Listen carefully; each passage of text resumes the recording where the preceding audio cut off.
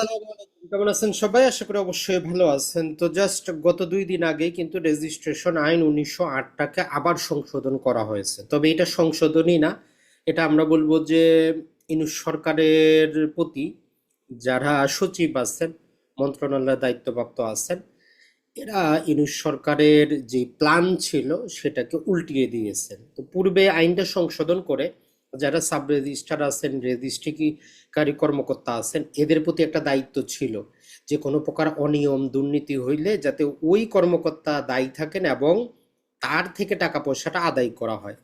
বাংলাদেশে যে 2 নাম্বারিটা হয় সেটা হচ্ছে, যেমন ধরেন যে আপনার একটা প্রপার্টিতে সমস্যা আছে, এখন সাব রেজিস্ট্রার বললো আমাকে 20 লাখ টাকা দিয়ে দেন, আপনার 1 কোটি টাকার সমাধান আমি করে দিচ্ছি সরকারের ট্যাক্স ফ্যাক্স বাদ দিয়ে। তো দলিলটাও নিবন্ধন হয়ে গেল, সাব রেজিস্ট্রারও টাকা পয়সা পাইলো, সবকিছু হয়ে গেল।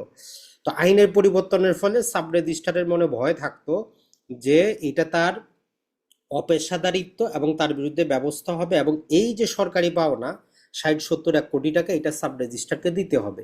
তো নীরবে এই যে নির্বাচনের যেই প্রকার আমরা বলবো যে প্রচার প্রচারণায় গোপনেই তারা ওই সেকশনটাকেই তারা সম্পূর্ণ চেঞ্জ করে দিয়েছে। মনে হয় না যে ইউনূস সরকারও ভালো করে জানে। তো আমরা সেটা দেখার চেষ্টা করব। পাশাপাশি এই যে আমাদের ডক্টর ইউনূস সাহেবের সরকার রেজিস্ট্রেশন আইন 1908 কি কি পরিবর্তনটা করলো গত 1.5 বছরে, নতুন বছরে আমাদের জানা দরকার। বিশেষত যারা দলিল লেখক আছেন অথবা আইনজীবী আছেন অথবা দলিলের সাথে সম্পর্কযুক্ত আছেন অথবা আইনাঙ্গনে আছেন। তো চলুন দেখা যাক আমরা কি কি সংশোধনীগুলা পাবো।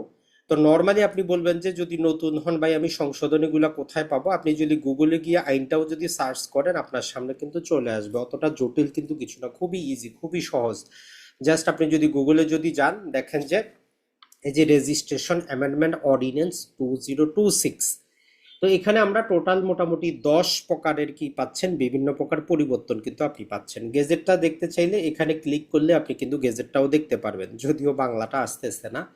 তো যাই হোক, আপনার টেনশনের কারণ নাই, আমরা আপনাকে সহজ বাংলায় বুঝিয়ে দিচ্ছি যে আসলে কি কি পরিবর্তন করা হয়েছে। তো প্রথমেই দেখতে পারতেছেন যেটা যে 17A-তে সংশোধনী আনা হয়েছে। 17A-তে ছিল নর্মালি বায়না দলিল।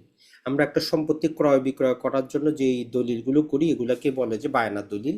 এখন বায়না দলিল রেজিস্ট্রেশন রিলেটেড যে সংশোধনীগুলো এসেছে সেটা যদি আমরা বলে দেই, পূর্বে একটা বায়না দলিল যখন দাতা গ্রহীতা স্বাক্ষর করে এটাকে সম্পাদন বলে, সম্পাদনের 30 দিনের যে কোনো দিনের মধ্যে আপনি রেজিস্ট্রেশন করতে পারতেন, রেজিস্ট্রেশনের দিন থেকে কার্যকর হইতো।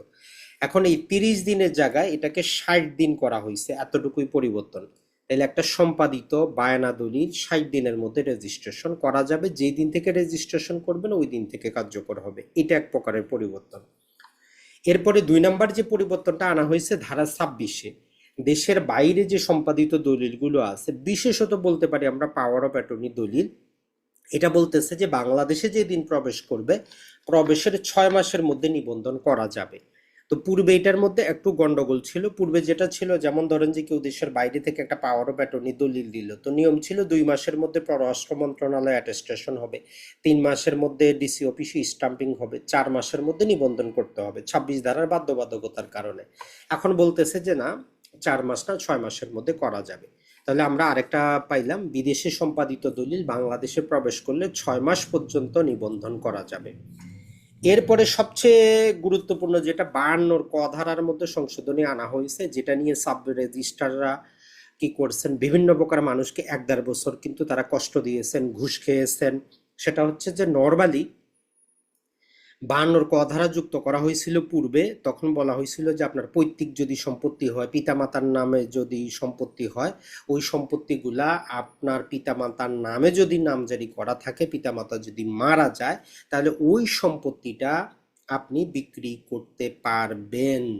কিন্তু কন্ডিশন ছিল পিতামাতার নামে খতিয়ান থাকতে হবে। যদি পিতামাতার নামে খতিয়ান না থাকে, পিতামাতা মারা গেলেও আপনি মালিক হইলেন, আপনি বিক্রি করতে পারতেন না, আপনি সেল করতে পারতেন না। তবে সেখানে আপনি হেবা দান করতে পারতেন। পরবর্তীতে আমাদের একটা আইন করা হয়েছে 2023 সালে, ভূমি অপরাধ প্রতিরোধ এবং প্রতিকার। ওই আইনের মধ্যে একটা কন্ডিশন দিয়ে দিয়েছিল যে খতিয়ান না থাকলে সম্পত্তি বিক্রি, দান, হেবা কিছুই করা যাবে না। তখন একটা দ্বন্দ্ব লাগছিল, যদিও এখানে নিচের দিকে বলা ছিল যে এই ভূমি অপরাধ প্রতিরোধ এবং প্রতিকার আইন রেজিস্ট্রেশন আইনের বিধানকে প্রভাবিত করবে না। তো যাই হোক, এই সমস্ত অজ্ঞ, মূর্খ এবং আইন না জানা সাব রেজিস্ট্রার, একটা জিনিস মনে রাখবেন, সাব রেজিস্ট্রাররা কোনো আইন বিষয় পড়াশোনা করেন না। আপনি ইতিহাসে পড়েও সাব রেজিস্ট্রার হইতে পারবেন, আরবিতে পড়েও সাব রেজিস্ট্রার হইতে পারবেন, ভূগোল পড়েও হইতে পারবেন। তো আমরা এখান থেকে জোর দাবি জানাই যে আইন বিভাগের ছাত্রছাত্রীদের জন্যই সাব রেজিস্ট্রারের পদটা রাখা হোক। কারণ যে আইনে বুঝে না তারে আপনি বাংলা যতই বুঝান সে কিন্তু বুঝবে না। তো 52 কোটাতে এখন ওই সাব রেজিস্ট্রারে হেদায়েত দেওয়া হয়েছে যে বাবা, যদি পৈতৃক সম্পত্তি হয়, পিতার নামে খতিয়ান থাকলে সে বিক্রি, দান, হেবা সবকিছু করতে পারবে। তো এই জন্য আপনি অবিভক্ত সম্পত্তি আপনার প্রতিদাগে অংশ মোতাবেক আপনি বিক্রি করতে পারবেন, কোনো বাধা নাই। এরপরে যে 2 নাম্বারটা করা হয়েছে সেটা হচ্ছে 68 নাম্বার, যেটা আমরা দেখাইতে চাই। আর নতুন যেটা চেঞ্জ করা হয়েছে সেটাও একসাথে আপনাদেরকে দেখিয়ে দেই। 68 নাম্বারে যেটা বলা ছিল সেটা হচ্ছে যে এই যে যত প্রকার অনিয়ম ঘটবে এগুলোর জন্য সাব রেজিস্ট্রার কিন্তু দায়ী থাকবে। এখনো আইনটা ওই রকমই আছে। দেখেন যে হোয়ার ইজ ফান্ড আপন ইন্সপেকশন, যখন বিভিন্ন অডিটে দেখা যাবে যে এই ডকুমেন্ট হ্যাজ বিন রেজিস্টার, একটা দলিল রেজিস্টার হয়েছে সাব রেজিস্টার দ্বারা, সেখানে ইম্প্রপার ফি আদায় করা হয় নাই, ট্যাক্স আদায় করা হয় নাই, সার্ভিস চার্জ, ডিউটি এগুলো আদায় করা হয় নাই, এটা একটা অপেশাদারিত্ব, মিসকন্ডাক্ট হিসাবে গণনা করা হবে এবং যেই ফিটা বাকি ছিল এইটা সমস্ত কিছু সাব রেজিস্টার থেকে আদায় করা হবে। তো এইটা করার পরে তারা যেটা করেছে, এই জাস্ট দেখেন যে 5ই ফেব্রুয়ারি, জাস্ট মাত্র 2 দিন আগে তারা এই 68 নাম্বারটা দিয়ে বলতেছে যে প্রোভাইডেড দ্যাট, তাহলে সেকশন 68 এর সাবসেকশন 3 এর প্রতিস্থাপিত ফুল স্টপের পরিবর্তে কোলন চিহ্ন প্রতিস্থাপিত হইবে অথবা নিম্নত প্রবাহিত সন্নিবেশিত হবে। কি বলতেছে? Provided that if in so registered document the registry officer acted a good faith, যদি সাব রেজিস্টার সরল বিশ্বাসে কাজ করে, unpaid amount, fee, tax, service charge or duty shall be realise from the party document whom the amount were payable. অর্থাৎ সহজ কথায় বলতে পারি যে সাব রেজিস্টার যদি দেখাইতে পারে যে আমি সরল বিশ্বাসে কাজ করছি, তাহলে যাবতীয় ফি পক্ষদ্বয় থেকে আদায় করা হবে। মূল কাহিনী হচ্ছে এটা। তো যাই হোক, এর পরবর্তীতে যেটা চেঞ্জ করা হয়েছে সেটা যদি আমরা দেখার চেষ্টা করি, সেটা হচ্ছে সেকশন নাম্বার 72। তো 72 এ যেটা বলে, একটা সাব রেজিস্ট্রারের কাছে যখন দলিল আপনি উপস্থাপন করেন, যদি যিনি বিক্রেতা উনি যদি সম্পাদন অস্বীকার ছাড়া অন্য কোনো কারণবশত যদি সাব রেজিস্ট্রার বলে যে দলিলটা আমি রেজিস্ট্রেশন করব না, আপনি জেলা রেজিস্ট্রারের কাছে 30 দিনে আপিল করতে পারেন। তো এই 72-এ যেটা বলা হয়েছে যে এই আপিল যেটা করবে, যাতে জেলা রেজিস্ট্রার 45 ডেজ এর মধ্যে কি করে এটা নিষ্পত্তি করে দেয়। আর যখন যিনি বিক্রেতা উনি যখন অস্বীকার করবেন যে আমি এটা সম্পাদন করি নাই, 73-এ যখন পড়বে তখন বলতেছে যে 30 দিনের মধ্যে এটা কি করবেন, উনি নিষ্পত্তি করবেন। আর এরপরে 74-এ যেটা বলতেছে যে এই যে উনার যখন একটা সম্পাদন অস্বীকার রিলেটেড জিনিস আসবে, এখানে আগে তার কাছে মে রিলেটেড জিনিসটা ছিল, যে চাইলে জেলা রেজিস্টার করতে পারেন যদি মনে করেন করতে পারেন। এখন মে শব্দগুলোর পরিবর্তে having regard to the period start in subsection 3 ও সাবসেকশন 73। তো এইটা দ্বারা মূলত আমরা বলতে পারি যে যিনি জেলা রেজিস্ট্রার আছেন তার প্রতি একটু দায়িত্বশীলতা বোঝানো হয়েছে, এর চাইতে বেশি কিছু না।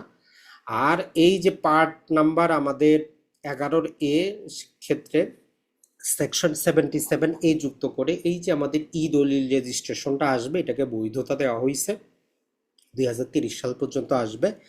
আর সর্বশেষ 80 নাম্বার সেকশন, 80 নাম্বার বলে যে একটা দলিল রেজিস্ট্রেশনের যাবতীয় ফি, ট্যাক্স সবগুলো অগ্রিম পরিশোধ করতে হবে, এইগুলা কোনো প্রকার বাকি চলবে না। তার মানে বাকিতে কোনো দলিল রেজিস্ট্রেশন করা চলবে না। তো যারাই আমাদের ভূমি রিলেটেড বিভিন্ন কোর্সে অংশগ্রহণ করতে চান তাদের জন্য আমরা অতি দ্রুতই নতুন কোর্স শুরু করতেছি। যারা দলিল লেখক আছেন অথবা যারা সম্পত্তির ভ্যালুয়েশন করতে চান, ডকুমেন্টেশন করতে চান, আশা করি তাদের উপকারে আসবে। ভালো থাকবেন, সুস্থ থাকবেন। আসসালামু আলাইকুম।